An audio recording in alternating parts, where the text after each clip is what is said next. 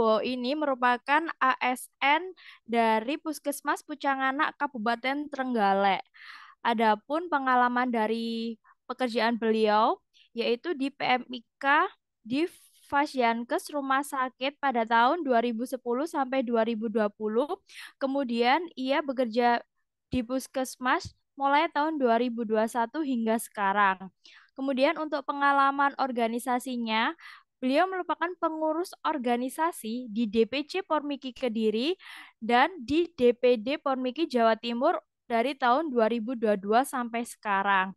Beliau juga aktif pada fokus group discussion Coder Indonesia Bersatu mulai tahun 2013 hingga sekarang. Kemudian ada rmik.id dan yang terakhir ada ASN PMIK mulai tahun 2018 hingga sekarang. Baik, terima kasih. Saya sapa terlebih dahulu. Assalamualaikum Mas Sigit. Waalaikumsalam Mbak Rintan. Halo, gimana Mas Sigit kabarnya? Alhamdulillah baik. Gimana Mas, sudah siap ya untuk memberikan materi terakhir sekaligus penutup pada acara sosialisasi pada pagi ini? Insya Allah sudah siap. Oke, untuk mempersingkat waktu dan tempat saya persilahkan. Baik. Baik, terima kasih Mbak Rintan atas paparan untuk CV-nya tadi. Oke, baik. Jadi sebelumnya Assalamualaikum warahmatullahi wabarakatuh. Salam sejahtera bagi kita semua. Salam Om Swastiastu, Namo Buddhaya, salam kebajikan. Semangat pagi, sobat. Ini sudah siang sebenarnya, tapi ini ya kita anggap pagi karena semangatnya biar tetap pagi seperti itu. Semangat pagi, sobat PMIK Jawa Timur semuanya. Semoga senantiasa dalam keadaan sehat dan bahagia selalu. Eh, yang saya hormati seluruh narasumber semua tadi, kemudian Ketua DPD Pormiki Jawa Timur Pak Hendrik Prasetyo, dan juga pengurus DPD Pormiki Jawa Timur yang ikut hadir, kemudian panitia sosialisasi kegiatan ini, Bapak Ibu undangan, serta seluruh peserta yang saya sayangi dan saya banggakan. Oke, baik. Eh, supaya lebih cepat, ini saya langsung saja ya Bapak Ibu. Jadi mungkin paparan saya ini eh, sudah dipaparkan secara jelas dan rinci oleh Pak Ladi dan juga Pak Sek, Pak Farid tadi. Jadi saya hanya mereview kembali dan juga konklusi dari hal-hal terkait dengan jabatan fungsional PMIK seperti itu. Izin saya scan ya Bapak Ibu. Jadi untuk apakah terlihat ini Mbak Rintan share screen saya? Apakah sudah full screen? Oke, Mas, sudah terlihat tapi masih belum. Wah, ini sudah. Sudah ya. Oke. Eh, jadi ini kembali ke depan dulu. Nah, jadi seperti ini. Jadi terkait dengan jabatan fungsional ASN PMIK ya, di sini saya menyebutkan sudah ke ASN ya. Soalnya kalau PNS itu kan pada masanya sebelum ada P3K itu kan sudah sesuai dengan regulasi Undang-Undang Nomor 5 Tahun 2014 itu bahwa ASN itu terdiri dari PNS dan P3K. Jadi selain PNS PMIK, P3K pun juga nanti harus dievaluasi kinerjanya. Salah satunya ya nanti akan saya jelaskan di sini. Jadi sesuai dengan judulnya yaitu jabatan fungsional ASN PMIK, ini semua materi saya itu ada hyperlinknya. Jadi silahkan ditutul gambar-gambarnya nanti kalau Bapak Ibu tutul nanti akan masuk ke link sesuai dengan gambar yang saya eh, maksudkan seperti itu ya. Jadi inilah jabatan fungsional ASN PMIK. Next, jadi histori jabatan fungsional di Indonesia itu kurang lebih seperti ini yang saya himpun dari berbagai sumber ya teman-teman ya. Jadi yang pertama itu adalah Undang-Undang Nomor 5 Tahun 2014 tentang ASN, kemudian nomor 2 itu masuk ke PP Peraturan Pemerintah ya 11 2017, Jo 17 tahun 2020 terkait dengan manajemen PNS. Nah, baru tahun 2018 itu manajemen P3K muncul. Ini masuk di PP 49 tahun 2018. Kemudian lanjut di PAN RB 13 tahun 2019 terkait dengan pengusulan, penetapan dan pembinaan jabatan fungsional PNS. Nah, ini beberapa waktu ini masih dilakukan sosialisasi terkait dengan pengusulan, penetapan dan juga pembinaan yang tahun 2019 ini tiba-tiba langsung ke take down dengan Pan RB ya apa dengan Pan RB yang baru nomor 1 dan juga turunan BKN nomor 3 ini. Jadi di dalam transisi ini saya mengalami berbagai transisi peralihan eh, apa itu pengusulan SKP seperti itu. Nanti akan saya jelaskan. Kemudian nomor 5 adalah Pan RB nomor 14 tahun 2019. Ini terkait dengan pembinaan P3K yang menduduki jabatan fungsional. Kemudian nomor 6 PP nomor 30 tahun 2019 terkait dengan penilaian kinerja PNS. Kemudian nomor 7 ini penyederhanaan birokrasi CAJF. Jadi dalam peralihan ini beberapa waktu di setahu saya di instansi dan juga OPD itu mengalami transisi seperti ini. Jadi dari jabatan struktural kemudian jabatan administratif itu mereka dimampatkan untuk masuk ke dalam jabatan fungsional. Jadi dipangkas gitu. SOTK-nya banyak yang ganti struktur organisasinya. Kemudian di Pan RB nomor 6 tahun 2022 ini pengelolaan terkait kinerja ASN. Nah, nanti yang akan saya jelaskan ini relevansi dengan Pan RB nomor 6 ini yang nanti dijelaskan juga di Pan RB nomor 1 dan juga nomor 3. Nomor 11 ini kita next aja, soalnya nanti sudah akan tergantikan oleh peraturan BKN nomor 3 ini. Oke. Kita lanjut. Nah, jabatan fungsional kita dulu itu apa sih terkait dengan Perkamedis? Kalau dulu itu menyebutnya masih jabatan fungsional Perkamedis ya, jadi Sobat PMK. Jadi ini bisa diklik ya. Kalau diklik nanti akan muncul ke link yang ini. Coba saya klik ya. Saya klik nanti akan muncul ke link terkait dengan regulasi yang saya maksudkan. Jadi pada ANRB nomor 30 itu isinya adalah terkait dengan jabatan fungsional Perkamedis. Jadi di sini masih disebutnya jabatan fungsional Perkamedis dan angka kreditnya, belum Perkamedis dan informasi kesehatan yang sekarang sudah masuk di dalam Undang-Undang Nomor 17 Tahun 2023. Oke, kita lanjut ya. Ini Perpres juga, silakan ditutul, klik nanti akan masuk ke tunjangan ini apa aja tunjangan yang sudah disampaikan oleh Pak Sek tadi udah masuk di sini. Oke, dan lain sebagainya. Jadi nanti silahkan ditutul, nanti akan masuk ke link-link seperti itu. Jadi kita jabatan fungsional ini masuk ke PMK 30. Kemudian untuk tunjangannya kita masuk ke Perpres 114 tahun 2016. Kita next aja ya, sudah dijelaskan tadi. Oke, kemudian terkait dengan regulasi yang terbaru yaitu peraturan Pan RB nomor 1 tahun 2023 terkait dengan jabatan fungsional. Ini sekaligus mencabut semua regulasi terkait dengan jabatan fungsional mulai dari 1 Juli 2023. Jadi seperti yang sudah disampaikan Pak Ladi, Pak Sek, bahwa kita orientasinya atau mindsetnya sudah berganti bahwa seperti butir kegiatan atau rincian kegiatan yang ada di Pan RB jabatan fungsional kita terdahulu itu sudah tergantikan. Jadi kita sudah mengacu pada jabatan fungsional sesuai dengan nanti target dan juga RHK namanya ya, rencana hasil kinerja masing-masing UPD seperti itu. Kita lanjut. Nah, turunan dari peraturan Pan RB tadi itu masuk ke diterjemahkan oleh detailnya oleh peraturan BKN nomor 3 tahun 2023 yaitu terkait dengan angka kredit, kenaikan pangkat, kemudian jenjang jabatan fungsional. Ini silakan ditutul aja, nanti sudah masuk seperti yang saya sampaikan tadi. Silakan detailnya dibaca di sana. Intinya ini adalah mengatur angka kredit, kenaikan pangkat, dan jenjang jabatan fungsional. Oke, kita lanjut. Jadi yang dulu kita menggunakan butir kegiatan atau rincian kegiatan ini ya, rincian kegiatan dan angka kredit jabatan fungsional PMIK itu ada 2 kategori yang sudah dijelaskan panjang lebar tadi oleh Pak Sek. Jadi jabatan fungsional kita yang pertama adalah perkamedis ahli, itu dimulai dari pertama, kemudian muda dan madya. Nah ini untuk syarat-syaratnya ini bisa ditutul di sini ya. Nanti diklik di sini jabatan fungsional kita itu apa. Itu minimal kalau ahli itu adalah ijazahnya pengangkatan pertama itu adalah ijazah D4 atau S1 Perkamedis dan Informasi Kesehatan. Kemudian kalau jabatan fungsional Perkamedis terampil itu nanti jenjangnya adalah pelaksana, terus kemudian pelaksana lanjutan atau mahir, kemudian penyelia. Itu minimal adalah D3. Jadi kalau saya masuknya itu adalah di jabatan fungsional atau kategori terampil, masuknya yang pertama adalah pelaksana. Jadi nanti untuk pangkatnya adalah pengatur seperti itu. Nanti saya jelaskan lebih detail.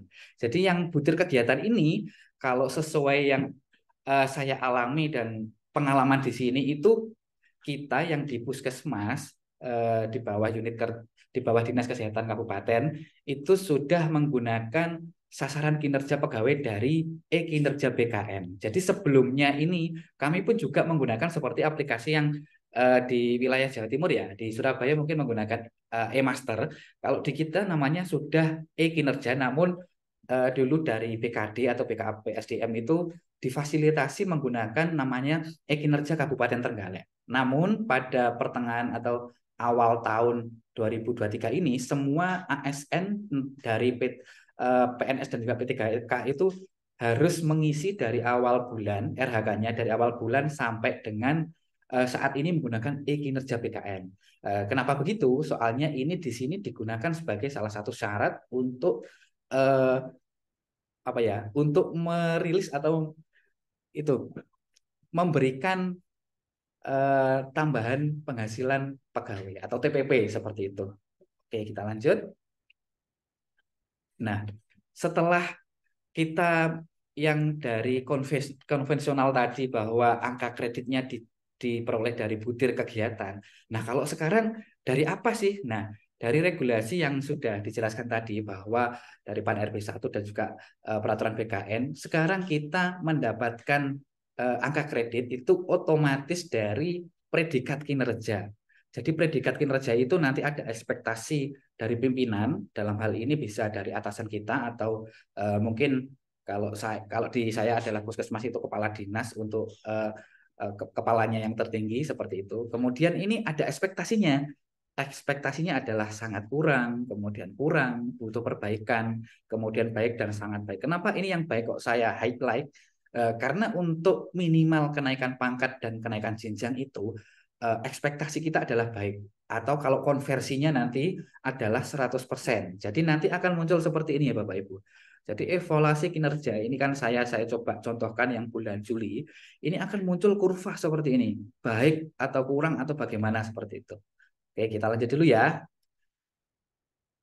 Nah, kemudian kalau sudah muncul pembuatan yang sudah penggantian dari Dupak tadi sudah kita tinggalkan, sudah menggunakan SKP yang dari e-kinerja kalau di kami dari BKN, itu penghitungannya untuk angka kredit untuk PAK nanti seperti apa? Nah, ini seperti ini Bapak Ibu ya. Jadi koefisiennya seperti ini. Jadi angka kredit yang sudah jelas panjang lebar dijelaskan oleh Pak Ladi tadi seperti ini untuk angka kreditnya. Jadi per tahun kita itu sudah ada koefisiennya. Jadi udah otomatis. Jadi entah apapun isi yang relevan dengan kegiatan kita di perkamedisan di unit kerja yang mendukung target dan juga rencana kinerja pimpinan, nanti otomatis akan mendapatkan ini. Kalau di saya kan terampil ya 2C. Jadi otomatis akan mendapatkan 5 kalau minimal eh, predikat kinerja kita adalah baik. Jadi baik ini adalah 100 ini ya. Di sini ada 100, kita akan 100 dibagi dari eh, koefisien kita. Jadi sama tahunnya atau periode waktu. Jadi bulan pun bisa dihitung mendapatkan angka kredit nanti. Seperti itu. Jadi konversi predikat kinerja menjadi angka kredit nanti perhitungannya seperti ini. Teknisnya nanti akan kita pelajari bareng-bareng dan juga ini eh, memang harusnya untuk BKN yang dalam hal ini kan kalau di kabupaten kota, kabupaten atau kota kan yang memberikan informasi atau sosialisasi ini kan BKD atau BKP SDM masing-masing. Jadi memang nanti supaya dijelaskan atau diteruskan oleh BKD-nya seperti itu. Jadi kita sebagai PMIK yang masuk di ranah ASN itu kita wajib tahu dulu. Jadi nanti untuk detailnya silahkan masing-masing menggali info ke BKD masing-masing atau pimpinan atau ketenagaan yang terkait dengan ini seperti itu ya. Oke, kita lanjut. Jadi kalau sudah yang sudah konversi atau integrasi sudah menggunakan SKP secara otomatis dari BKN ataupun dari masing-masing instansi menyediakan itu nanti seperti apa PAK-nya? Apakah masih manual menggunakan Excel atau bagaimana? Nah, setahu saya yang beberapa waktu lalu itu sudah disosialisasikan oleh BKN juga terkait dengan ini digitalisasi sistem penilaian angka kredit konvensional ke integrasi atau diakronimkan adalah disepakati BKN. Jadi nanti silakan tutul ini Bapak Ibu ya. Nanti akan masuk ke web disepakati ini. Di sini adalah media atau sarana oleh yang dulu yang disebutnya adalah tim penilai. Nah, sekarang yang berwenang untuk memberikan penilaian dan menerbitkan atau memberikan PAK, menilai PAK atau PAK, penetapan angka kredit itu ini. Jadi nanti harus mengajukan dan sebagai yang ditunjuk di unit kerja mungkin seperti itu untuk menilai PAK masing-masing staf atau karyawannya seperti itu. Oke, kita lanjut. Nah, bagaimana sih menghitung PAK jabatan fungsional perekamedis? Nah, ini contohnya punya saya. Jadi saya masih dalam perekamedis pelaksana, terampil pelaksana dan masih dalam jabatan fungsional pengangkatan yang pertama ya. Jadi masih yang konvensional itu mendapatkan akumulasi 62.370. Jadi bagaimana menghitungnya? Nanti ini sebenarnya inginnya saya eh, langsung simulasi dengan Pak Ladi ya. Ini kayaknya Pak Ladi apakah masih bergabung atau sudah sudah cabut ya? Mungkin kalau sudah leave Pak Ladi ya. Mohon maaf saya soalnya ini inginnya saya akan langsung bertanya naik pangkatnya itu kan sudah dijelaskan tadi. Saya harus membutuhkan berapa. Kemudian kalau naik jenjang berapa sebenarnya sudah ada tadi perhitungannya. Kalau naik pangkat adalah kalau dari terampil itu ke naik pangkat saya itu sekitar 20. Kalau naik jenjang nanti dari 2B, C, dan D itu adalah sekitar 60 seperti itu kalau dari angka kredit dasarnya seperti itu.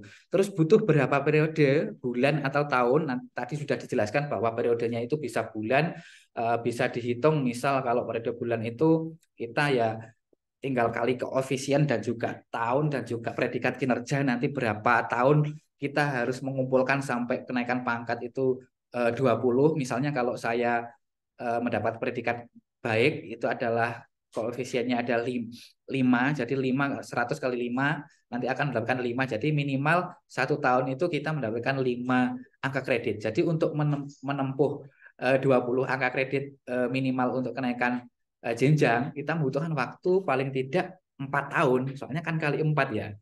Terus kemudian untuk naik pangkat dan juga jenjang berbeda. Kalau jenjang itu 60 yang saya baca. Jadi seperti itu ya teman-teman sobat PMK. Jadi untuk teknisnya nanti akan kita soalnya ini ranahnya berbeda. Soalnya di sini kan memang harusnya memang dari tim penilai atau yang penilai jabatan fungsional seperti ini. Jadi kita di sini adalah jabatan instansi pengguna. Jadi yang pembinanya adalah dari BKN. Kita ya memang BKN atau dengan BKD mungkin juga instansi pengguna ya. Kalau pembinanya adalah tetap dari BKN yang pusat. Kita memang sosialisasi atau teknisnya memang harusnya dari mereka seperti itu. Baik, untuk ini saya lanjutkan. Kemudian, sudah cukup. Jadi untuk paparan dari saya seperti itu. Jadi kita langsung masuk ke teknis aja ya. Jadi untuk teknisnya seperti ini ya teman-teman. Jadi untuk teknisnya di kita terkait dengan kinerja ini seperti ini kalau di Kabupaten Trenggalek. Jadi dulu yang SKP kita menggunakan SKP manual menggunakan dupak yang dari Excel, yang dapatnya mungkin kan kita dari mungkin ketika diklat seperti ini ya uji kompetensi yang terkait dengan kenaikan pangkat, kenaikan jenjang atau kita mendapatkan dari tim penilai di masing-masing kabupaten kota kita masing-masing seperti itu. Jadi kita masuk langsung ke kinerja BKN. Ini sesuai dengan user yang kita punya. Jadi di sini akan saya masuk ke user saya sendiri. Jadi ini loginnya nanti menggunakan PIN-nya menggunakan NIP dan juga passwordnya menggunakan password sesuai dengan My SAPK. Seperti itu. Nanti akan otomatis masuk seperti ini. Nah, akan muncul seperti ini. Jadi saya di sini sudah masuk ke dalam unit kerja Puskesmas Pucang Anak, statusnya juga definitif. Ini SKP-nya sudah disetujui oleh pimpinan seperti itu. Detail SKP-nya bagaimana? Nah, kita kalau pertama kali mengajukan SKP itu adalah awal tahun ya Bapak Ibu. Jadi awal tahun itu kita mengajukan. Jadi di sini periode awal misalnya kita dari 31 Januari, ini 31 Januari 2023, kemudian periode akhirnya kita 31 Desember 2023 seperti itu. Jadi ini periodenya ini. Jadi pendekatannya oleh BKD kemarin karena Dinas Kesehatan di sini pokoknya di seluruh dinas itu dan semuanya deh kayaknya semua sudah menggunakan ada OPD tertentu yang menggunakan pola tertentu juga terkait dengan ini. Jadi menggunakan pendekatan kuantitatif. Jadi bukan kualitatif ya. Kalau kuantitatif ini hitung-hitungan angka gitu. Banyak menggunakan angka seperti itu. Kalau sudah oke, nanti munculnya akan seperti ini Bapak Ibu ya. Jadi detail SKP-nya nanti akan seperti ini. Jadi kita itu mengintervensi dari rencana kinerja instansi atau juga pimpinan kita masing-masing. Jadi dari pimpinan yang tertinggi kalau di kabupaten adalah bupati, kemudian turunan ke dinas kepala dinas, turun lagi ke kalau saya itu unit kerjanya di puskesmas, kepala puskesmas, kemudian turun lagi ke pegawai atau staf. Nah, dari sini kita kalau saya itu mengintervensi dari ini, Dokter Yeni sebagai kepala puskesmas. Nah, yang kita intervensi adalah ini, rencana hasil kinerja atau RHK ini yang pimpinannya adalah terselenggaranya tugas pokok dan fungsi puskesmas. Ini otomatis dari sana ya. Jadi dari eh, pimpinan yang dari pimpinannya Ibu Kepala Puskesmas ini nanti juga akan mengacu pada pimpinan yang lebih tinggi seperti itu. Jadi rencana hasil kinerja saya yang masuk di SKP, saya tetap menyadur dari butir-butir kegiatan atau mereferensikan dari butir kegiatan yang ada di PAN RB nomor 30 tahun 2013 terkait dengan jabatan fungsional dan angka kredit Perkamedis. Jadi untuk membantu ya. Jadi yang saya kerjakan itu adalah pelaksanaan Perkamedis, kemudian pelaksanaan register pencatatan. Ini yang real dan relevan dengan kegiatan yang saya kerjakan di sini seperti itu. Pelaksanaan Perkamedis melalui pencatatan registrasi, kemudian pengambilan rekam medis dari rak, kemudian assembling, kemudian penyimpanan, dan juga pengumpulan data untuk pelaporan seperti itu. Jadi di sini nanti pendekatan kita adalah uh, aspeknya minimal itu sesuai dengan regulasi yang saya baca dan juga arahan dari BKD itu adalah minimal ada 2 sebenarnya, tapi saya menggunakan 3, tidak apa-apa.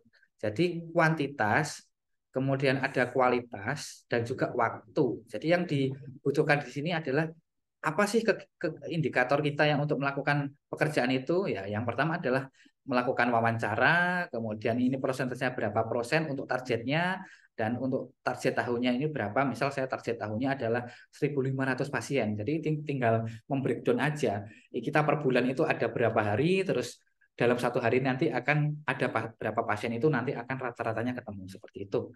Oke, kita lanjut dan juga nanti akan ada ekspektasi. Jadi kalau sudah kita ini membuat SKP ini nanti akan muncul ekspektasinya ya Bapak Ibu ya. Jadi nanti kita dari SKP kita dinilai. Jadi dinilai oleh atasan. Nanti atasan itu akan muncul. Jadi setiap bulan atau setiap akhir bulan atau di awal bulan kita mengisi yang namanya rencana aksi ya. Nah, ini yang bulan Agustus kita belum mengisi karena akan dimulai dari tanggal 1 dan sampai dengan 7 September ini. Jadi untuk sampai tanggal 7 September ini diberikan waktu kita untuk mengisi. Jadi nanti akan saya isi seperti ini ya. Rencana hasil kinerja nanti apa aja yang akan indikator kegiatan. Akan mengisi manual Bapak Ibu ya. Bla bla bla apa sesuai dengan yang kita kerjakan. Jadi di sini saya kan sudah ada kegiatan yang mengacu di bulan sebelumnya. Jadi hampir sama kegiatan kita di bulan sebelumnya ini bisa digunakan sebagai acuan. Jadi contohnya di bulan Juli seperti ini ya Bapak Ibu ya. Bulan Juli rencana aksi kita itu seperti ini. Buka di tab baru aja. Nah, rencana aksinya akan seperti ini. Oh, tidak bisa. Berarti langsung satu-satu. Rencana aksi, nah, seperti ini. Pelaksanaan rekam medis, melakukan wawancara, mendistribusikan rekam medis, mengumpulkan data penyusunan laporan, sampai dengan yang kita laksanakan real yang ada di sini. Nah, nanti ini akan dinilai dan akan digunakan sebagai mendapatkan predikat kinerja seperti itu. Jadi nanti kalau sudah kita juga sesuai dengan apa yang disampaikan Pak Sek itu atau Pak Farid tadi bahwa kita itu nanti membutuhkan bukti dukung. Jadi kalau bukti dukungnya Dupak itu kalau dulu itu melalui konvensional yang kita harus mencetak terus apa itu kemudian mungkin ada beberapa yang dicetak ya. Kalau di sini saya sudah menggunakan pendekatan transformasi teknologi digital. Jadi saya di sini menggunakan seperti ini Bapak Ibu ya. Jadi nanti kalau sudah selesai mengisi RHK tadi akan muncul pengisian data dukung. Jadi seperti melakukan wawancara nanti data dukungnya apa. Nah ini terus realisasinya per bulan berapa. Jadi targetnya adalah 1.500, realisasinya nanti berapa. Ini kan saya rata-rata adalah per bulan 150 pasien. Kemudian untuk bukti dukungnya ini bisa dicek di sini ya Bapak Ibu. Bisa cek di sini, diklik aja nanti akan masuk ke Google Drive. Jadi bukti dukung saya sudah menggunakan pendekatan teknologi aja, cloud. Ya kita kan sudah ada ini, jadi nggak perlu ini lagi. Jadi register pasien kita ada berapa, nanti otomatis akan masuk di sini. Nah, register berapa ini dari tahun 2020 sampai dengan 2023. Misal dari tahun 2000, ini karena ada data demografis pasien, saya nggak bisa membuka di sini. Ada alamat, kemudian dan juga diagnosis, jadi saya nggak bisa membuka di sini. Intinya nanti akan seperti itu. Terus kemudian foto ada juga. Jadi ada kegiatan dokumentasi foto. Jadi fotonya seperti ini ya Bapak Ibu. Jadi contoh foto-fotonya ini adalah seperti ini.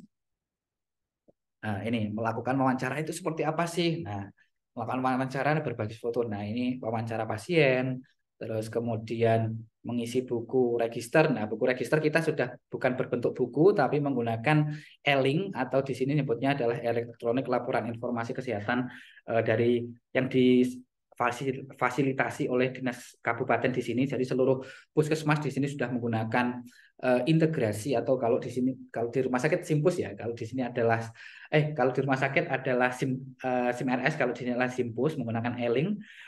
Kemudian bagaimana membuat memutakhirkan cube seperti itu, terus sampai dengan mendistribusikan rekam medis ke unit terkait. Karena di sini masih hybrid, dalam waktu dekat semoga segera beralih ke dalam elektronik. Ini sedang kita ada tim TBG-nya untuk akselerasi untuk perpindahan dari e-link menjadi rekam medis elektronik dari Dinas Kesehatan.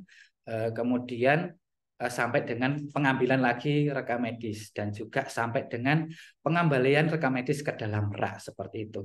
Jadi ini masih berbasis hybrid Bapak Ibu. Seperti itu. Nah, kalau sudah ini pimpinan nanti memberikan ekspektasi. Jadi ekspektasinya nanti berbentuk seperti ini atau feedback Bapak Ibu ya. Jempol, jempol atau mungkin tulisan. Mungkin ini Mas Prabowo ini kurang senyum kalau sedang bekerja atau bla bla ditingkatkan untuk pekerjaannya bisa memberikan feedback di sini untuk pimpinan. Nah, nanti jempol-jempol ini akan masuk ke dalam feedback. Nah, feedbacknya nanti di sini Bapak Ibu ya.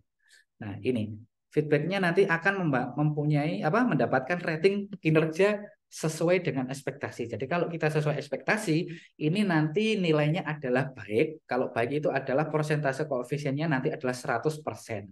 Dan juga perilaku kinerja. Perilaku kinerja ini sudah kita mengacu pada core value-nya ASN, jadi berakhlak. Kalau dulu adalah DP3 ya, dari pertanggungjawaban, kemudian hasil disiplin, kemudian terkait dengan bagaimana tingkat kepemimpinan. Nah, seperti itu sekarang sudah diganti ke perilaku kinerja ini ya. Jadi feedback dari atasan itu bagaimana akan sudah mengacu hal semacam ini.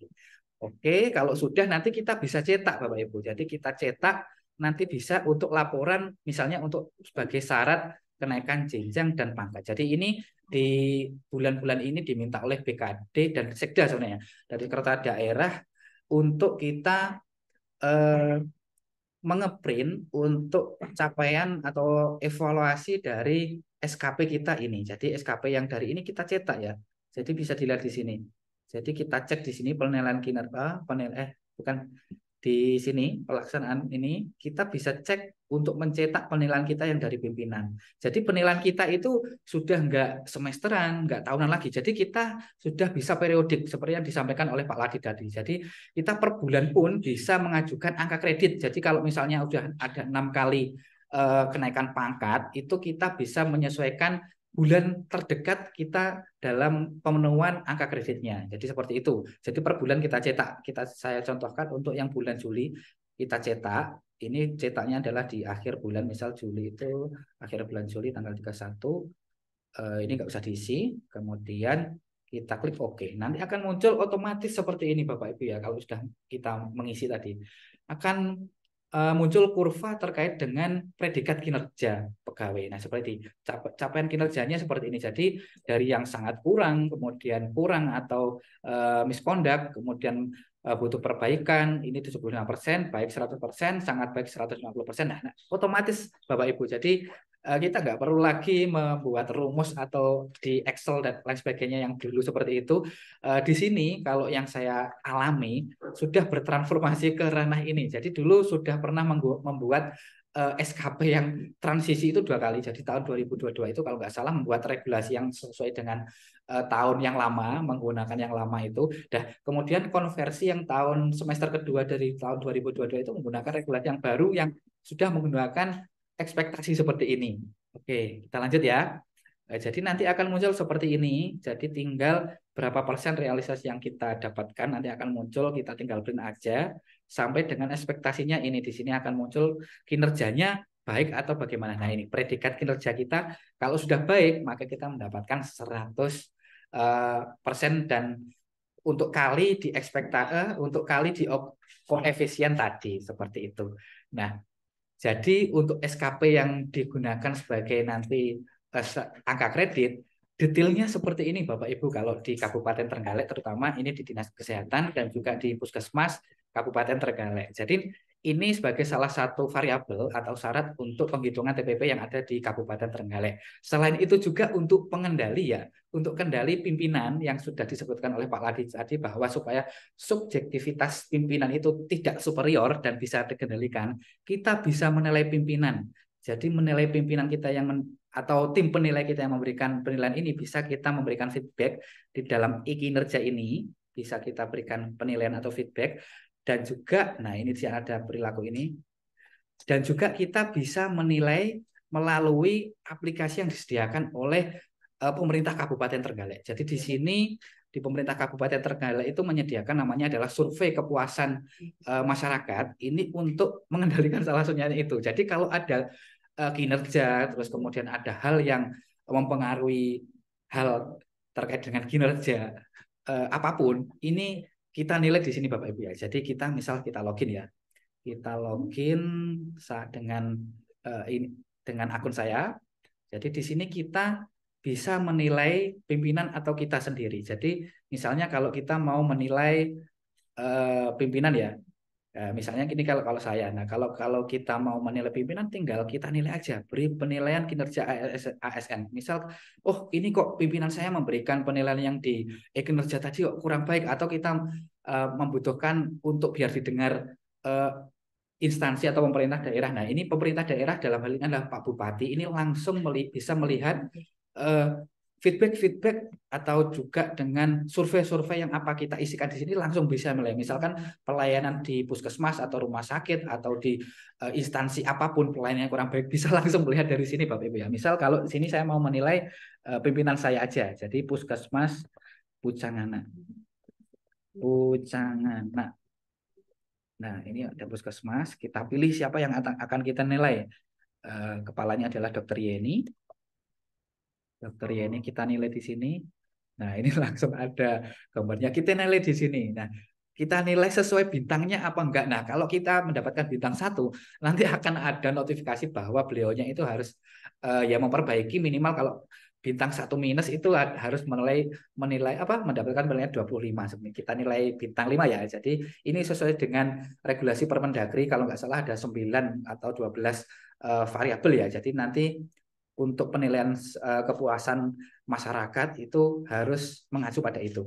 Nah, kemudian misal teknis. Nah, kita nilai di sini, misalkan baik atau kurang baik atau mohon penilaiannya secara objektif. Nah, seperti itu bisa kita nilai di sini. Misal kita kasih koordinasi baik. Nah, seperti itu. Bisa nanti akan muncul di dalam apa itu rekapitulasi di dalam administrasi SKM itu sendiri. Kita submit. Nah, jadi nanti akan muncul di dalam aplikasi. Nah, ada berapa ya? Ada 11 berarti, ada 10 berarti. Ada 10 pertanyaan ini sesuai dengan peraturan Permendagri. Seperti itu Bapak Ibu ya. Jadi kalau di Kabupaten Trenggalek terkait dengan SKP sudah menggunakan SKP dari e-kinerja tadi yang ini nanti sudah bisa Bapak Ibu peroleh materinya, bisa langsung ditutul di sini. Jadi kalau ditutul di sini nanti akan otomatis masuk ke dalam link e-kinerja tadi. Jadi tutul sini akan masuk otomatis ke dalam link-link yang sudah saya set untuk masuk supaya mempermudah teman-teman. Seperti itu. Baik, mungkin seperti itu. Jadi di sini tadi kan kita sudah mendaftar terkait dengan kegiatan ini sosialisasi. Jadi sebenarnya ini di awal harusnya ya, karena saya sudah menjelaskan panjang kali lebar di terkait dengan kinerja, kemudian jabatan fungsional apakah medis itu bagaimana dari awal sampai kita itu berganti banyak sekali regulasi itu ternyata menjadi ASN atau menjadi PNS itu rumit sekali ya Bapak Ibu ya. Banyak sekali aturan yang harus kita penuhi. Apalagi peraturan itu adalah mandatori, jadi wajib kita sebagai ASN sudah disumpah bahwa kita harus pengabdian itu sudah harus dilaksanakan dengan penuh tanggung jawab dan juga akuntabilitas dan integritas seperti itu. Jadi kalau di provinsi di wilayah Jawa Timur itu status kepegawaian terkait dengan yang mengikuti ini ya, mengikuti ini rata-rata sudah 71% adalah PNS ya. Jadi ada 266 dari jumlah 376 yang ikut serta atau mendaftar sudah banyak. Jadi nanti menurut saya ya seluruh instansi mungkin seperti yang disampaikan Pak Ladi bahwa dari e-master integrasi melalui kinerja BKN kayaknya ya teman-teman harus bersiap untuk mengetahui ya. Jadi nanti supaya kita juga harus siap bahwa e-kinerja ini nanti akan diaplikasikan nggak cuma pilot project mungkin di kabupaten saya, di Kabupaten Trenggalek ataupun di mungkin di wilayah Bu Indri itu di Sidoarjo sudah menggunakan ini dan juga kabupaten atau kota lainnya. Kemudian nah ini TMT yang CPNS-nya dari teman-teman ini wah ini yang dari 89 ini luar biasa ini. Saya ini baru lahir ini 89 ini sudah TMT CPNS ini. Kemudian yang terakhir yang terbanyak itu dari tahun berapa ini? 2022. Wah, ini banyak sekali. 2020 dan 2022 ini ada 50 yang ASN PMIK ya. Semoga nanti teman-teman yang baru ini bisa memahami dan mengerti apa sih hal-hal yang perlu kita siapkan nanti untuk jabatan fungsional kita dalam hal inilah jabatan fungsional PMIK. Nah, yang ini yang terbanyak adalah perekam medis terampil dan juga terampil ya. Terampil itu minimal adalah D3. Memang dari pengalaman saya bahwa eh, sebaran dan juga formasi yang ada di CASN dari P3K ataupun CPNS itu yang paling banyak adalah dari minimal berijazah D3 seperti itu ya. Kemudian jenjang jabatan. Nah, jabatan saat ini yang paling banyak adalah pelaksana sama saya pun juga masih terampil pelaksana jadi masih pengatur 2C ya. Jadi masih pelaksana. Ini yang pelaksana lanjutan Oh ya. ini. Mas Sigit barusan suaranya nggak ada. Oh ya, gimana? Apakah sudah masuk Halo? lagi? Sampun, sampun. Oh, ya, sudah. Oke, baik. Saya lanjutkan. Jadi yang terbanyak pelaksana, saya juga pelaksana lanjutan yang atau mahir, penyelia, muda, yang madya masih belum ada ya. Jadi masih yang muda. Oke, jadi yang muda ini adalah masuk ke kategori keahlian. Itu yang di middle ya, itu adalah muda, yang terakhir adalah madya. Oke, apakah sudah menggunakan e-kinerja BKN? Ini rata-rata masih belum ya. Jadi ini masih 58% itu belum dan yang 41% itu sudah. Jadi nanti kita bisa sharing juga ya. Yang sudah nanti dari teman-teman PNS atau ASN dari kabupaten mana, nanti kita bisa sharing bareng terkait dengan itu. Oke, mungkin cukup itu eh, untuk terkait dengan jabatan fungsional ASN PMIK yang bisa saya sampaikan, teman-teman sobat PMIK. Eh, Mungkin saya akhiri, ada kurang lebihnya saya mohon maaf, saya kembalikan ke Mbak Rintan. Monggo Mbak Rintan. Oke, terima kasih Mas Sigit. Materi yang sangat luar biasa ya Mas. Ternyata lebih enak pakai ESKP kinerja ya daripada master yang masih manual. Oke, sesi selanjutnya adalah sesi diskusi bersama. Untuk narasumber kedua, Pak Farid, apakah bisa join?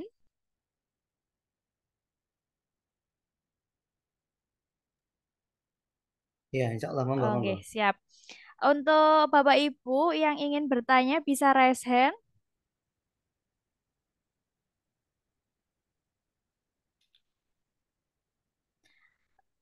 Kalau tidak ada yang raise hand, ini saya bacakan dari teman-teman ya Pak ya. Ini ada pertanyaan yang masuk lewat kolom komentar Pak dari Bu Gencar Puji.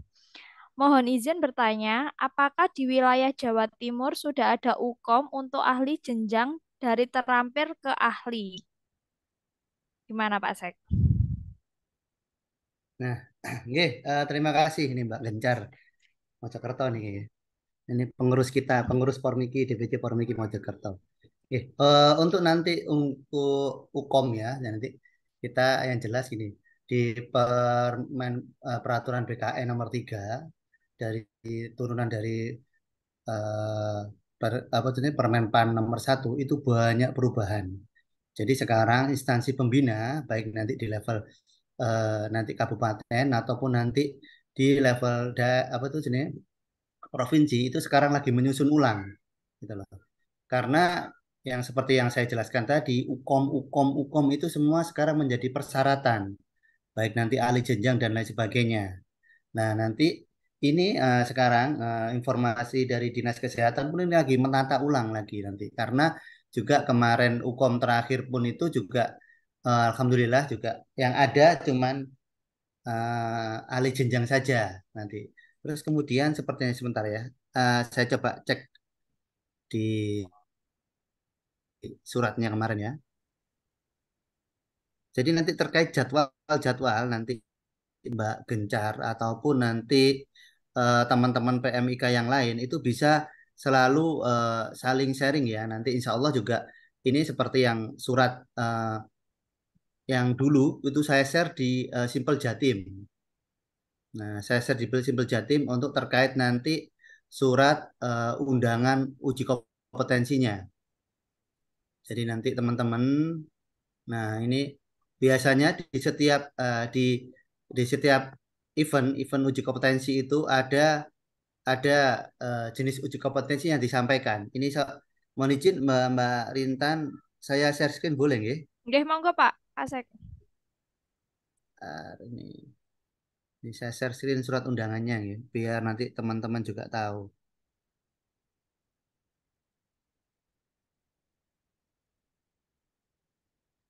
Nah, apakah sudah terlihat? Belum ya? Belum Pak, Oke, sepertinya masih masih loading ini.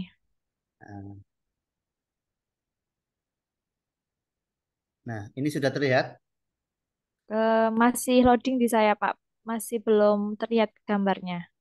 Nah, Loh, sampun Pak.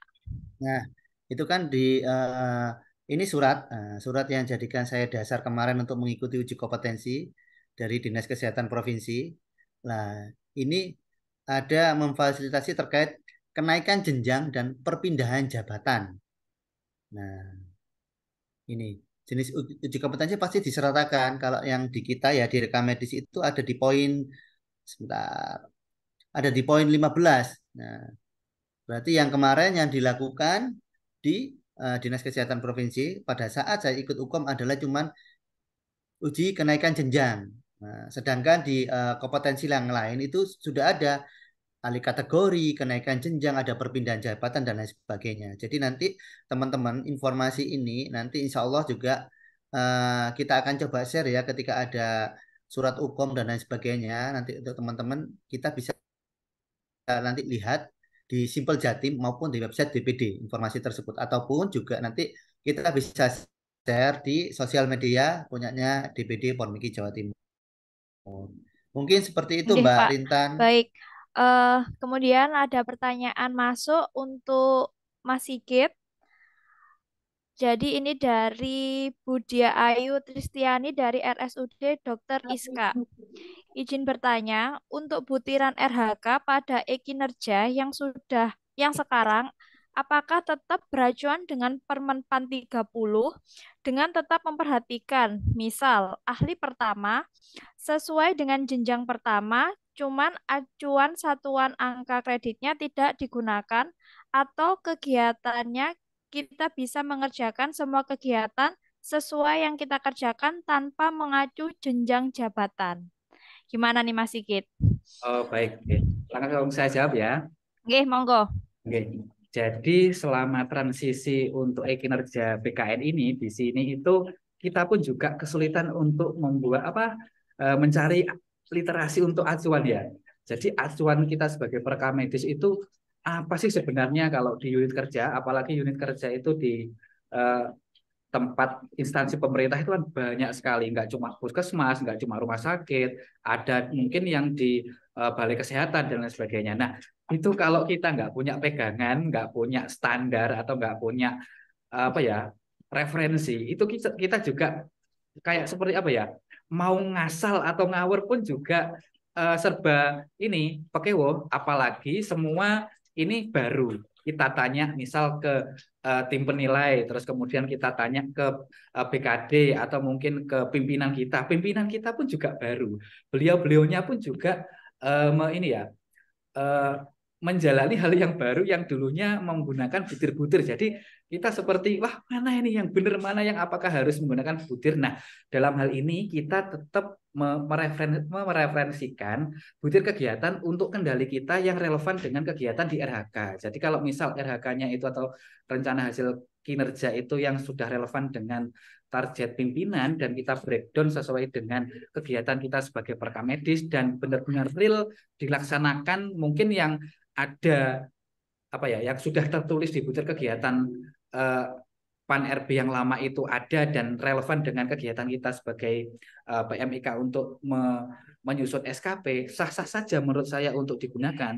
Jadi untuk referensi aja, tapi kalau memang ada RHK yang memang sama sekali nggak ada hubungan kaitannya dengan PAN RB pun juga tidak salah. Soalnya kalau di sini, kalau memang saya ingin menulis indikator kinerja, itu sebenarnya sudah jauh di luar dari kegiatan butir-butir yang ada rincian kegiatan PAN RB tadi. Misalkan seperti PIC mungkin terkait dengan JKN ya, BPJS Kesehatan, terus kemudian dengan kegiatan yang dari mungkin apa mungkin kalau di butir kegiatan ada tapi sudah nggak masuk ke jenjang kita, nggak masuk. Kalau saya kan masih pelaksana seperti pelaporan kegiatan sistem informasinya puskesmas itu kan nggak masuk di jenjang yang di pelaksana, masuk di jenjang yang lainnya mungkin di mahir atau penyelian. Nah, itu dimasukkan ke RHK yang saat ini.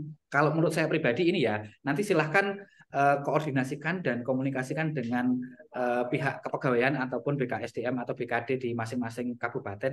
Apakah seperti itu diperbolehkan kalau kita menggunakan acuan itu, karena kita menulis sendiri, bernyanyi sendiri pun juga ya kesulitan, meskipun kita bisa menulis contoh kalau saya kegiatan sehari-hari sesuai dengan SOP ya, mendaftar pasien, terus kemudian mengambil kalau masih menggunakan konvensional mengambil rekam medis sampai dengan pengembalian dan laporan.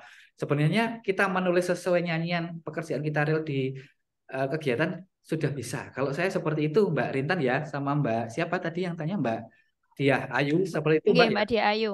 Oke. Oke, baik. Eh, Kemudian ini ada pertanyaan dari Bapak Adi Fatkul Rohman dari Puskesmas Cukir Diwa. Ini pertanyaannya begini. Mohon izin bertanya, jika kita sudah mengumpulkan SKP, apakah masih dibutuhkan angka kredit? Karena beberapa Fasiankes masih diminta. Mungkin bisa share untuk angka kredit JF pelaksana. Terima kasih. Mungkin Pak Sek, kemudian bisa ditambahi Mas Sigit nantinya, monggo. Nggih, yang jelas seperti yang nggih, Mbak siapa tadi yang bertanya nggih? Eh, Pak Adi Fatkur Oh, Pak Rohman. Adi ya, maaf, maaf. Nggih.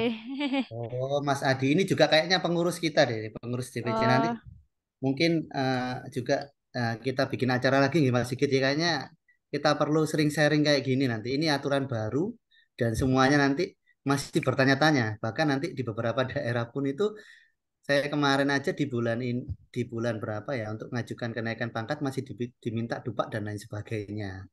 Nah, nanti di beberapa kan sesuai dengan regulasinya tadi yang disampaikan Pak Ladi, itu kan sebenarnya sampai Juni, Juni ini ada nanti integrasi dan lain sebagainya. Nah, terus toleransinya nanti sampai di akhir Desember. Nah, mungkin nanti bisa teman-teman bisa menghubungi ini ceritanya nanti ya koyok kemeru ngono ya apa bahasa bahasa Indonesia kemeru ya sok tahu gitu ya. Nanti wih ini saya hasil sosialisasi padahal mereka di sana ini sebagian besar itu di unit kerja itu bahkan belum ada sosialisasi seperti ini gitu. Di daerah-daerah itu barang belum ada. Lah mungkin nanti bisa disondingkan dengan kita juga prepare duluan, tapi nanti jangan jangan sampai kita terlihat sok tahu ya. Takutnya nanti, ini nanti karena apa ya? Kalau kita dibilang sok tahu, padahal itu istilahnya domainnya mereka. Nah itu yang kita yang nantinya berbahaya buat kita. Nah kita coba sounding aja sambil kita persiapkan. Nanti juga terkait nanti apa saja kebutuhannya. Kalau emang nanti masih diminta angka kredit, ya kita siapkan sampai nanti akhir tahun ini untuk angka kreditnya. Lah nanti terkait nanti integrasi dan lain sebagainya, kita sambil ngobrol, kita jadi discuss. Kemarin saya ada seperti ini. Apakah sudah berlaku ya di sini? Gitu aja. Jangan sampai kita nanti menggurui mereka. Soalnya itu adalah kompetensi mereka seperti itu. Mungkin bisa tambahkan Mas Sigit nanti. Monggo, Mas. Oke, baik.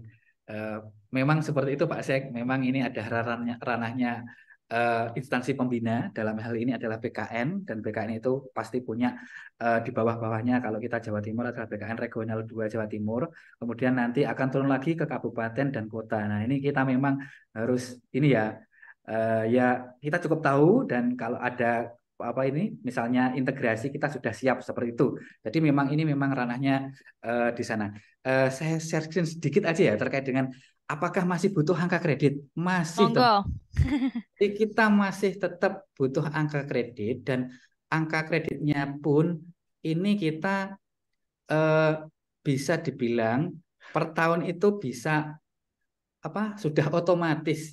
Jadi sesuai dengan ini tadi yang saya tulis di sini. Nah, ini nanti silahkan dicek di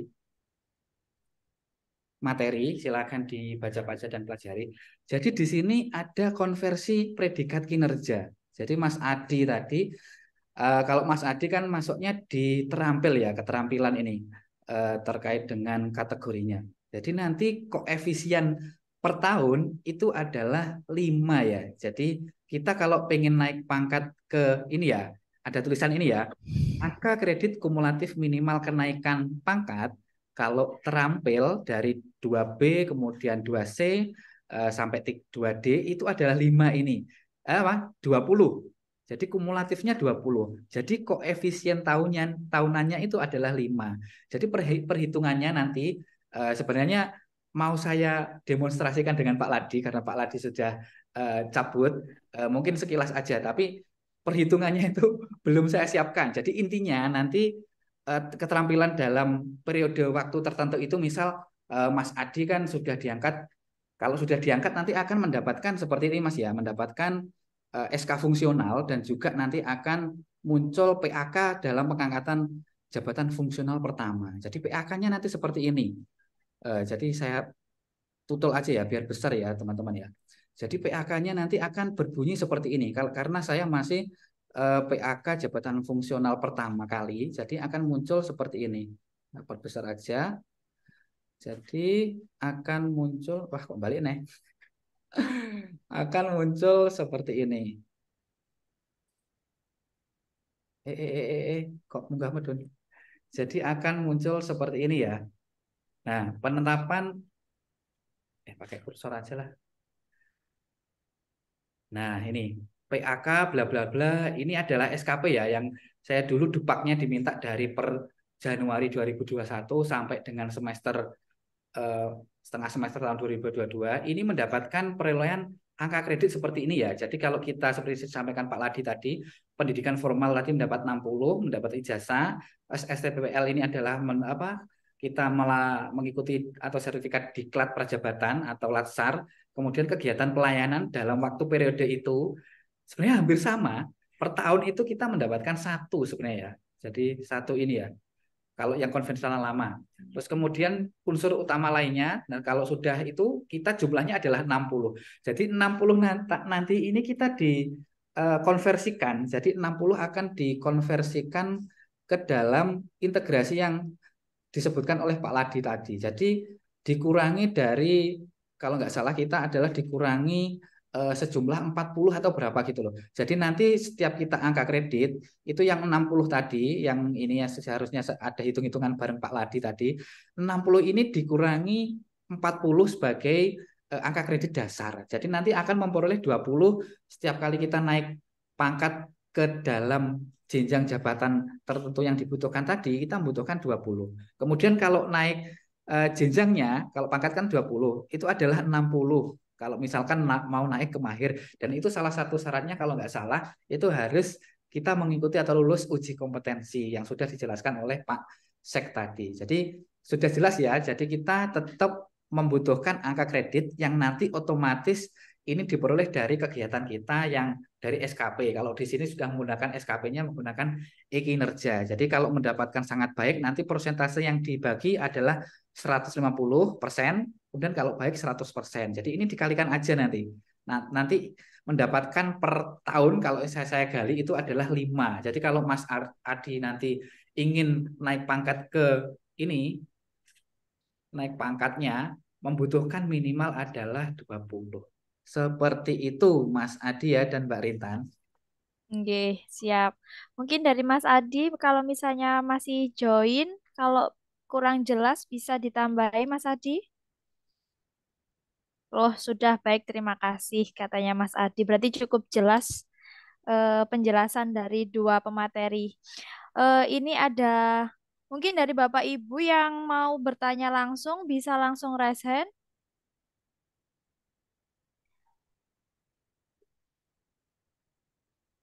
Belum ada ya. Kita lanjut ke pertanyaan selanjutnya dari Ibu Husnizar Anggun Setianingrum dari RSUD Padangan. Mohon maaf izin bertanya, apakah boleh lulusan D3 RMIK alih jenjang ke S1 SKM atau harus alih jenjang ke D4 MIK agar linier? Terima kasih. Monggo pada Pak Sek kemudian bisa ditambahkan oleh Mas Sigit. Matur nuwun. Nggih, terima kasih ini Bu Husnisar Anggun ya, Oke. pertanyaannya ini. Nah, balik lagi mungkin ya, saya tadi yang saya balik highlights gitu ya terkait nanti nanti kebutuhan ya, kebutuhan nanti jabatannya jangan sampai lupa ya. Nanti kalau tahu nanti kalau boleh tahu Bu Husnizar Anggun ini bekerjanya di mana dulu. Kadang seperti itu. Ketika kita misal kita bekerja di satu Fasyankes yang saat itu masih membutuhkan dalam tanda kutip membutuhkan cuman sampai leveling D3 saja. Masih belum ada untuk nanti jenjang selanjutnya atau kategori selanjutnya ataupun nanti masih nah itu ketika nanti kita kuliah dan apapun kita maupun mau mengajukan izin belajar ataupun nanti tugas belajar itu pasti akan ditanya nanti apakah tenaga ini dibutuhkan dibuktikan dengan nanti ada surat keterangan formasi yang dibutuhkan. Nah, kalau nanti emang di situ ada dinyatakan bahwa di fasilitas pelayanan kesehatannya itu membutuhkan, nah berarti alangkah lebih baiknya nanti kita linier, gitu. Liniernya dengan kependidikan kita nanti. Jadi nanti dari D3 nanti ke D4 MIK. Nah, seperti itu. Terus kemudian nanti posisinya sekarang juga kepangkatan juga. Ketika nanti seperti yang saya jelaskan, syarat nanti pangkat minimal untuk nanti diangkat di jenjang keahlian itu adalah nanti ada di 3B, 3A atau 3B. Jadi kalau emang nanti teman-teman mau istilahnya bisa jadi ya dari 2D itu boleh, tapi nanti uh, kalau yang di sekarang kalau di sekarang ini sepertinya ijazah juga akan dihitung dan banyak nanti masih banyak konversinya dan lain sebagainya. Saya juga tadi itu masih mau nanya lagi ke Pak Ladi sebenarnya.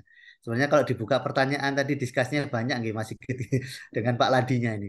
Karena eh, kita sendiri sendiri nanti bagaimana nanti kita yang nantinya pengen kuliah D3 posisi kita pangkat 2D lebih baik yang mana? Apakah pangkat 2D atau 3A 3B? Sedangkan untuk emang persyaratan nanti untuk persyaratan minimal menduduki jenjang keahlian itu adalah di 3A 3B. Nah, jadi kalau kalau bisa, kalau mungkin saran saya ya untuk Mbak Husni Saranggun nanti lebih baik nanti linear ya untuk kuliahnya linear. Nah, tetapi nanti kalau emang kalau linear ini tidak ada untuk kebutuhannya, formasi kebutuhannya. Nah, coba dikomunikasi kembali. Kalau emang nanti dibutuhkan S1 SKM dan itu diperbolehkan nanti teknisnya dari kepegangan bagaimana lah. Ini juga perlu dibicarakan lebih lanjut karena sekarang kalau sekarang pun kita punya ijazah itu bisa diakui untuk angka kreditnya.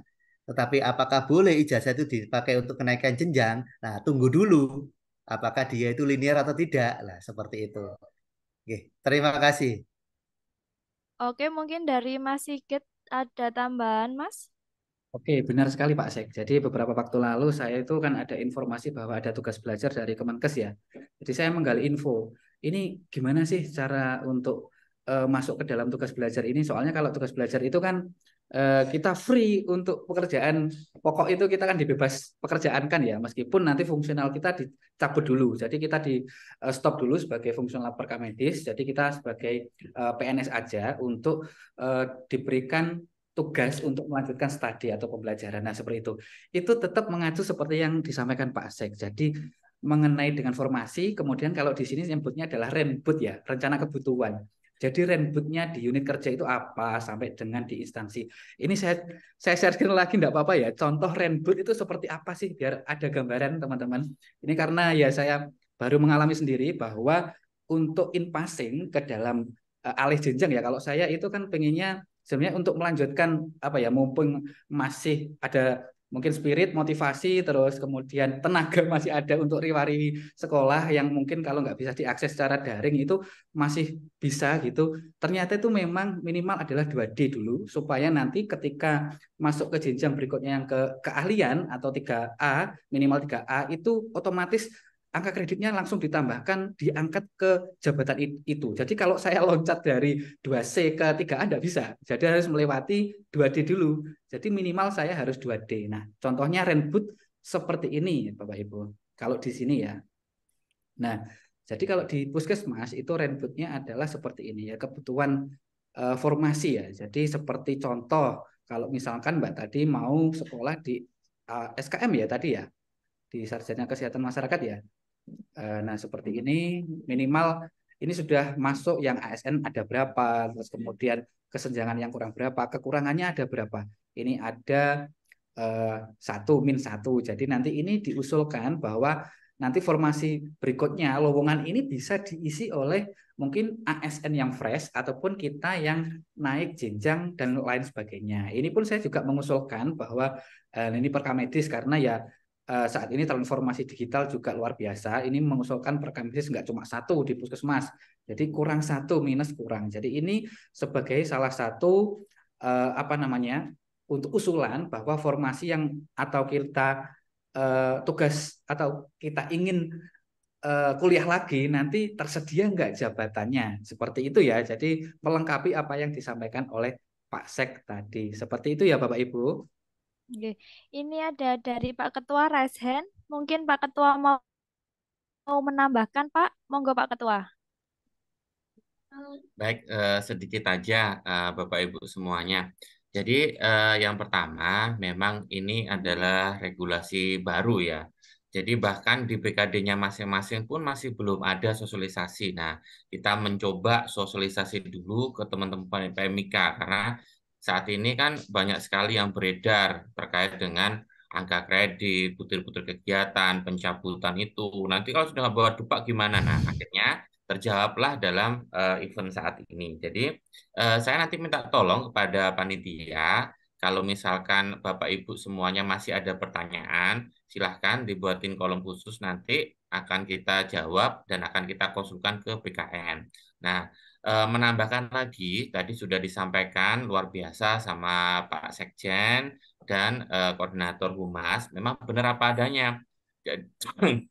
Jadi tidak bisa kita apa namanya langsung tugas izin belajar dan lain tanpa ada apa nam tanpa ada rencana kebutuhan. Jadi pasti ada rencana kebutuhan. Nah, kalau tadi disampaikan Pak, nanti kalau sudah saya pertamanya PMIK, terus tugas belajar SKM. Nah, tentu saja kalau regulasi saat ini sudah tidak diperbolehkan untuk kembali lagi ke PMIK gitu, dan SKM-nya tidak bisa menjadi alih jenjang ke ahli. Nah, itu.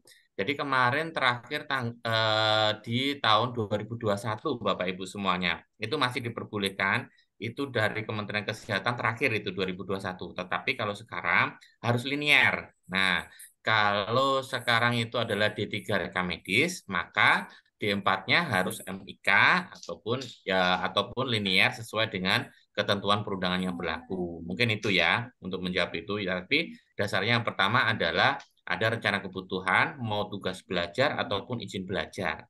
Mungkin seperti itu ya. Jadi minta tolong nanti panitia yang masih belum ini, karena memang ini adalah hal yang baru bagi kita semuanya. Nanti dikumpulin pertanyaannya dan nanti kita akan yang tidak bisa kita selesaikan di sini akan kita tanyakan ke narasumber dari BKN. Terima kasih.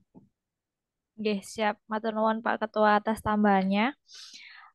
Karena waktu diskusinya sudah habis, izinkan saya menyampaikan kesimpulan dari kedua pemateri pada siang hari ini. Untuk materi dari Bapak Abdul Farid, jadi jenjang jabatan PNS PMIK itu terdiri dari dua, nggih Pak. Ada jabatan fungsional keahlian dan yang kedua ada jabatan fungsional keterampilan. Kemudian untuk uji kompetensi naik jenjang itu terdapat 4 metode. Yang pertama adalah uji kompetensi portofolio, yang kedua uji kompetensi tulis, yang ketiga uji kompetensi lisan, dan yang terakhir adalah uji kompetensi praktek. Nah, dalam uji kompetensi ini terdapat 4 tahapan. Yang pertama, pendaftaran bagi calon peserta. Selanjutnya adalah pengumuman hasil administrasi. Apabila sudah dinyatakan sudah lolos, akan ke tahap selanjutnya, yaitu pelaksanaan uji kompetensi. Yang terakhir adalah pengumuman hasil uji kompetensi. Seperti itu, nggih, Pak. Kemudian kesimpulan dari Mas Sigit, PANRB 1 tahun 2023 tentang jabatan fungsional itu sudah mencabut dari semua regulasi. Kemudian untuk angka kredit dahulu itu berupa butiran kegiatan, namun sekarang bisa didapatkan otomatis dari predikat kerja. Gitu nggih Mas nggih? Oke, baik. Saya ucapkan terima kasih kepada kedua pemateri pada siang hari ini sudah menyempatkan waktunya untuk berbagi materi yang sangat luar biasa, khususnya untuk para PMIK yang ada di seluruh Jawa Timur khususnya. Baik, sebelumnya saya mengucapkan terima kasih juga kepada Bapak Ibu hadirin yang sudah menyempatkan waktunya mulai dari jam 8 pagi tadi sampai siang hari ini. Sebelumnya itu saya ingatkan kembali kepada Bapak Ibu yang belum melakukan absensi, dapat melakukan absensi melalui web event DPD Pormiki Jawa Timur dan dapat juga mengisi formulir evaluasi. Nah, Bapak Ibu, setelah ini akan ada pembagian door prize yang akan dipandu oleh Kak Intan.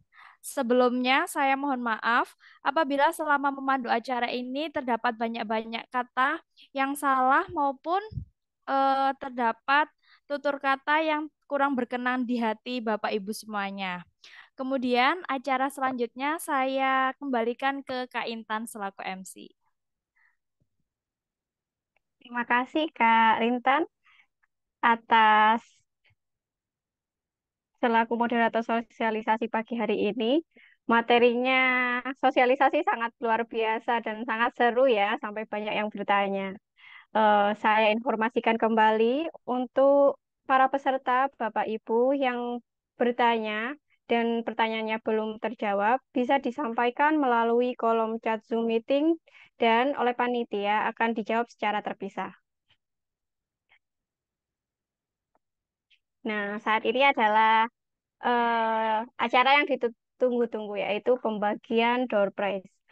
Untuk lebih semangat, kita dari panitia akan memberikan door prize yang menarik kepada para peserta yang sudah hadir dan menyimak materi sosialisasi pada pagi hari ini.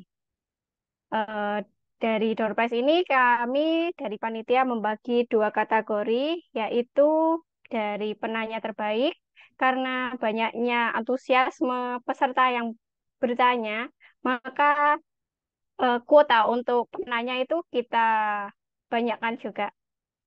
Untuk Bapak Ibu yang namanya saya sebutkan dapat membuka videonya dan juga mic untuk mengetahui bahwa apakah Bapak Ibu masih ada di room Zoom kali ini.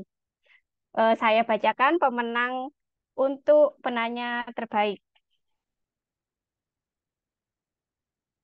Yang pertama, pemenang dalam kategori penanya terbaik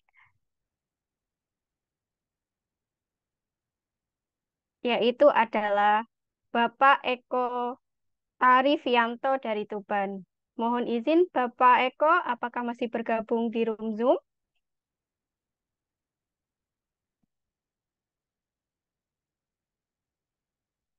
Bapak Eko?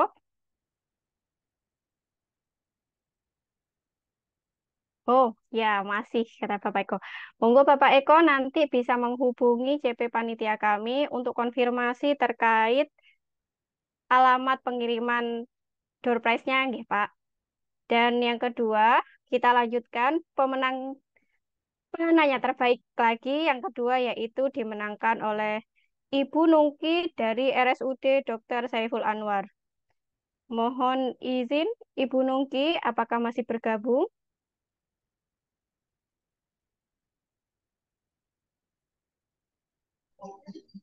Ibu Nungki? Oh, iya Ibu Nungki, selamat telah mendapatkan door prize dari kami. Dan selanjutnya, iya Ibu. Dan selanjutnya, yang ketiga yaitu Bapak Firman Nur Habibi dari RSUD Karsa Husada. Bapak Firman, apakah masih bergabung? Bapak, saya boleh minta saran dan kesannya untuk acara sosialisasi kita pada hari ini? Mungkin bisa sepatah dua kata, Bapak. Monggo bisa di open mic-nya.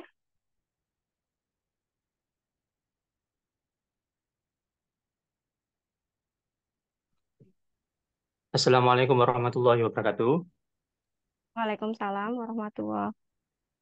Terima kasih sudah memberikan eh, kesempatan kepada saya. Untuk kali ini acaranya lumayan bagus ya. Jadi pematerinya juga ada yang dari pusat.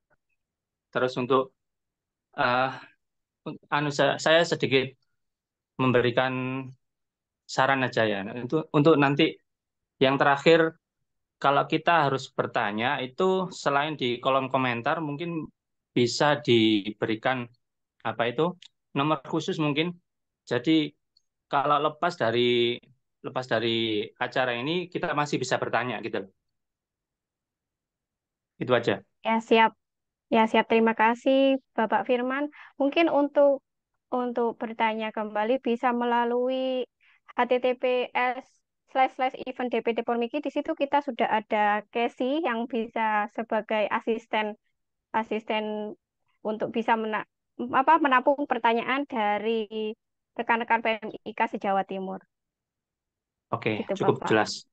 Terima kasih. Terima kasih. Tambahkan nanti bisa di web itu ya, Mas Firman ya. Ya, Web kita itu ada hubungi kami, ada nomor saya, ada nomornya DPD, nanti silahkan. Itu bisa tanyakan informasi-informasi terkait dengan PMIK. Oke, Pak. Terima kasih, Pak Hendrik.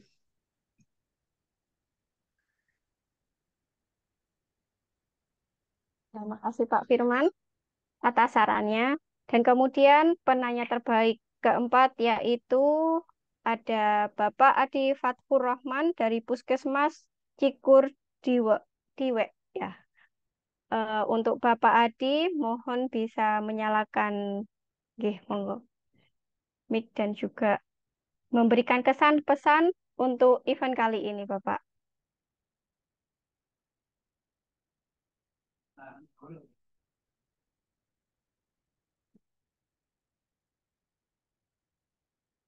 Bapak Adi, apakah masih bergabung di room Zoom kali ini?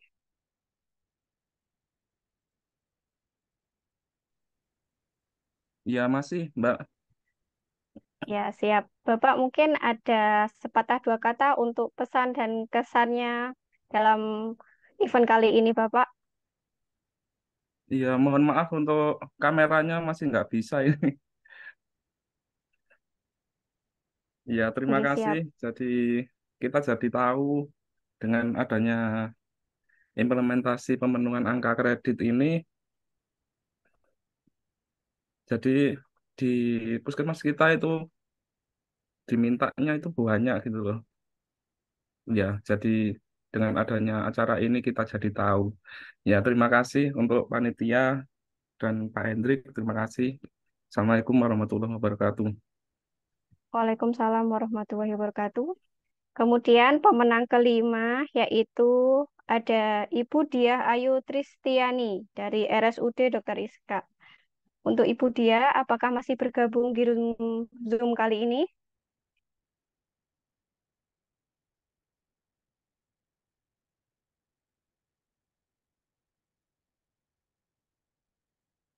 Ibu Diah Ayu, apakah masih bergabung? Oh iya, masih di kolom chat, nggih, Bu. Ya, terima kasih, Bu. Kemudian yang penanya terakhir, yaitu penanya ini sampai dijawab oleh dua narasumber kita plus ketua DPD kita ya. Kita tahu semua yaitu jatuh kepada Ibu Husnizar Anggun Setianingrum dari RSUD Padangan. Untuk Ibu Husnizar, apakah masih bergabung di room Zoom kali ini?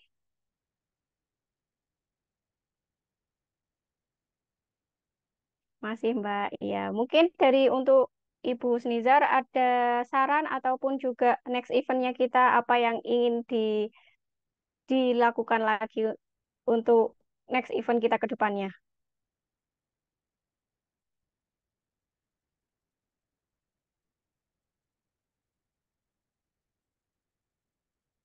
Oke, siap. Ini saya mengingatkan kembali untuk Bapak Ibu peserta, jika masih ada pertanyaan lebih lanjut, bisa menghubungi kami melalui https://dpdpormikijatim.or.id.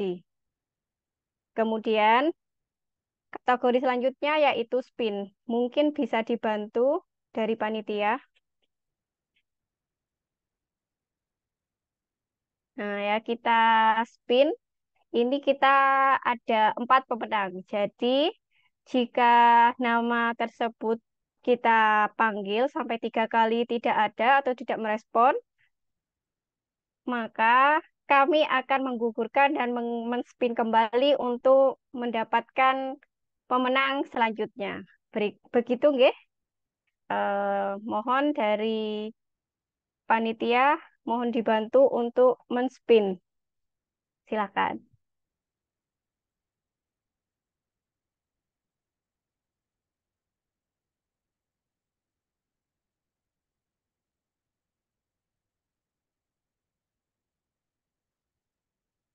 Selamat kepada Ica Tian Pramesta, AMDPK. Mohon untuk Ibu Ica, apakah masih bergabung di Zoom kali ini?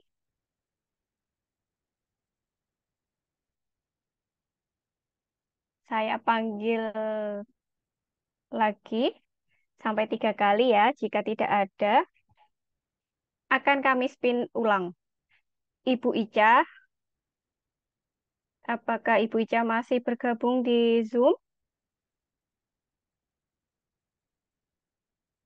Oke, satu kesempatan lagi. Jika tidak, oh ada, nggih, Ibu. Selamat Ibu telah mendapatkan door prize dari DPD Pormiki Jawa Timur. Untuk selanjutnya bisa menghubungi CP kami untuk alamat pengiriman door prize-nya, nggih, Ibu. Baik, mohon maaf untuk Bapak Ibu peserta. Ternyata ini dapat dapat kiriman dari panitia bahwa spinnya itu berlaku 3 kali. Karena tadi yang untuk pemenang penanya terbaik itu sudah ada 6, jadi untuk yang di spin kita ada 3. Karena satu sudah selesai dimenangkan oleh Ibu Ica, berarti ada 2 kesempatan lagi. Semoga Bapak dan Ibu yang bisa memenangkan door prize kali ini. Monggo Bapak Ibu panitia bisa dibantu untuk men-spin.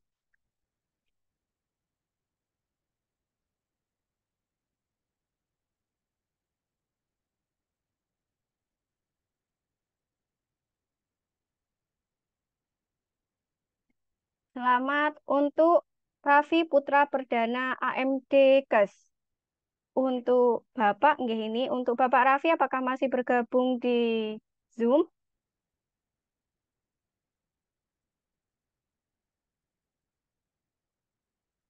Kita panggil sampai 3 kali. Jika tidak ada respon dari Bapak Raffi Putra Perdana AMD Kes, akan kita spin ulang. Bapak Raffi Putra Perdana, apakah masih ada di Zoom kali ini, di room Zoom?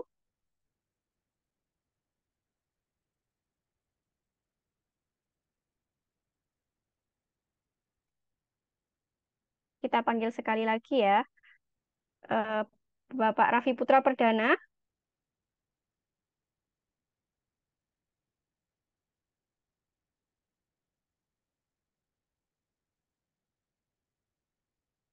Oke, sesuai dengan kesepakatan di awal, jika tidak ada yang menghubungi, maka Bapak Raffi kita didiskualifikasi ya.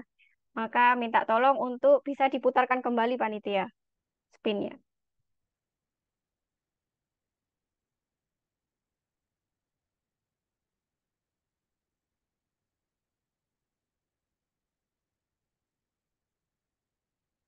Selamat kepada Dianda Weki Putri Bareta STRKes. Ibu Diananda, apakah masih bergabung?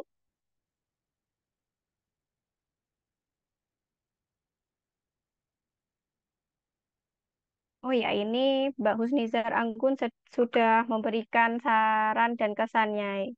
Maaf, saya tidak bisa menyalakan speaker. Sosialisasi seperti ini sangat membantu untuk kami. Semoga kalau ada regulasi baru bisa diupdate di sosialisasi seperti ini. Terima kasih banyak. Ya, terima kasih banyak juga kesan dan pesannya Ibu Husnizar. Untuk Ibu Diananda, apakah masih bergabung di Zoom?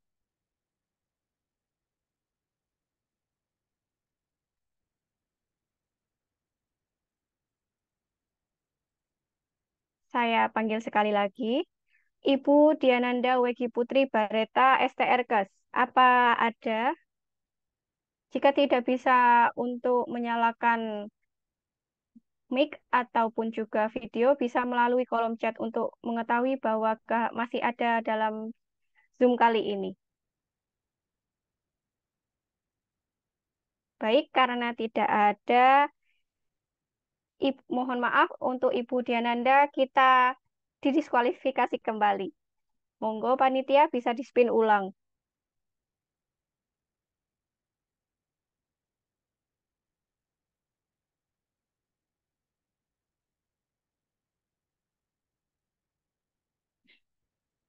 Selamat kepada Yusri Iza Nurrofikoh, AMDKes. Untuk Ibu Yusri Iza, apakah masih bergabung di room Zoom kali ini?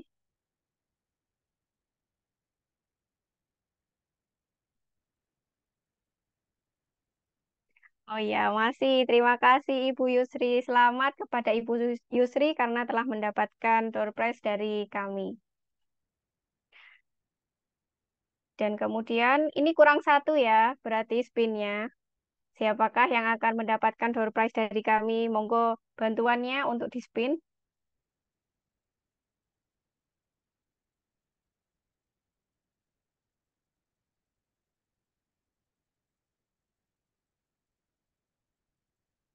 Selamat kepada Dewi Kurota Yunin, AMD.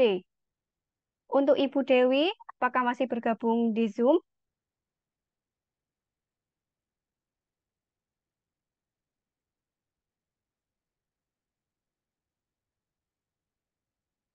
Saya ingatkan kembali.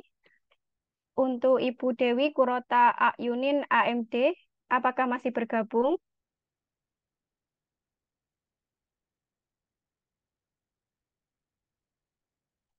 Saya ingatkan satu kali lagi, jika Ibu Dewi Kurota Yunin, AMD masih tidak bisa memberikan jawaban, maka Ibu Dewi Kurota Ayunin kita diskualifikasi.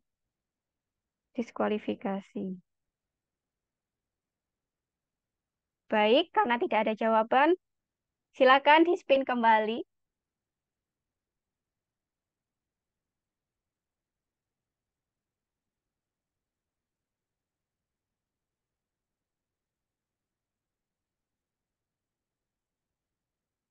Selamat kepada Bapak Nur Hamid Abdullah AMD Kes. Untuk Bapak Nur Hamid Abdullah, apakah masih bergabung di room Zoom kali ini?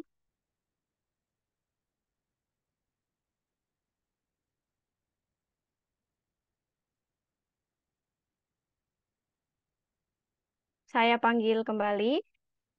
Bapak Nur Hamid Abdullah AMD Kes, apakah masih bergabung?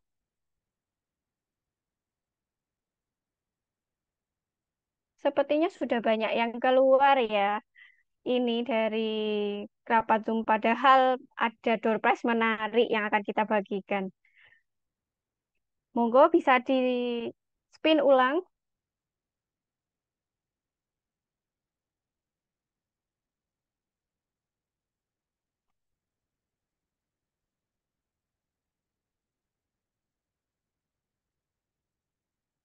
Selamat kepada Ibu Leli Nur Indahsari AMD RMIK. Ibu Leli, apakah masih join di room Zoom?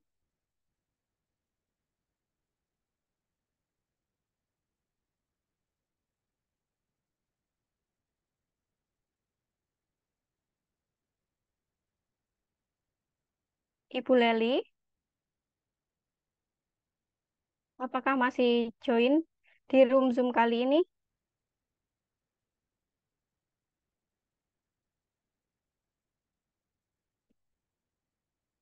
Saya panggil kembali. Selamat kepada Ibu Leli Nur Indasari AMD RMIK. Untuk Ibu Leli, apakah masih join? Sepertinya kita harus spin ulang. Oke, minta bantuannya kepada panitia.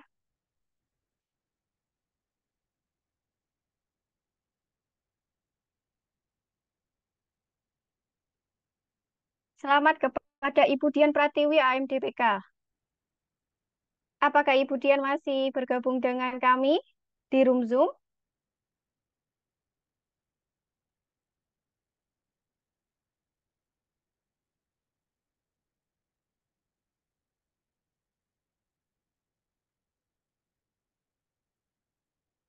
Ibu Dian Pratiwi AMDPK, apakah masih bergabung?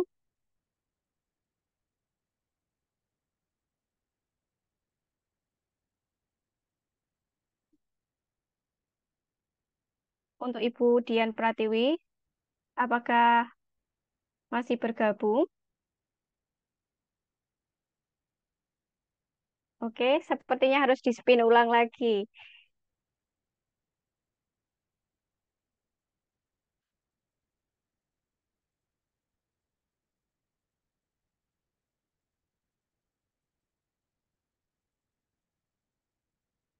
Selamat kepada Ibu Lilis Purwati AMDPK SKM. Mohon izin, apakah Ibu Lilis Purwati masih bergabung dengan kami di room Zoom kali ini?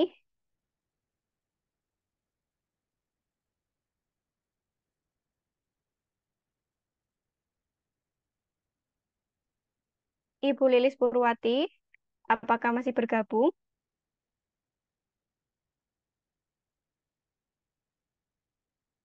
Oh iya, sampun.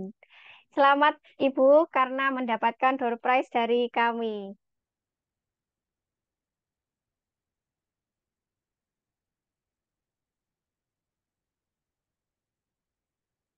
Alhamdulillah, karena sudah selesai semua pembagian door prize dari SPIN maupun juga penanya terbaik dalam sosialisasi online kali ini. Mbak Intan, saya Jika tadi, mic-nya. Saya saya baru dibukakan panitia. oh nggih, siap, monggo Ibu. Tadi mau jawab nggak bisa. Makasih ya, sukses selalu. Ya, sama-sama Ibu. Siap, terima kasih. Akhirnya kita berada di penghujung acara. Jika tadi sudah diberikan pantun awal, maka izinkanlah saya memberikan pantun di akhir acara ini. Jalan-jalan ke Cikini. Jangan lupa beli soto babat. Berakhir sudah acara sosialisasi hari ini. Semoga bisa memberi manfaat. Terima kasih kepada para narasumber, moderator, Bapak Ibu peserta sosialisasi, dan panitia yang telah bertugas hingga terlaksananya acara sosialisasi. Saya mewakili seluruh jajaran pengurus DPD Pormiki Jawa Timur, serta panitia yang bertugas pada hari ini. Mohon maaf lahir batin apabila ada kesalahan, baik tutur kata dan perbuatan. Semoga kita bisa berjumpa kembali di lain waktu. Wassalamualaikum warahmatullahi wabarakatuh. Terima kasih semuanya. Terima kasih Bapak Ibu.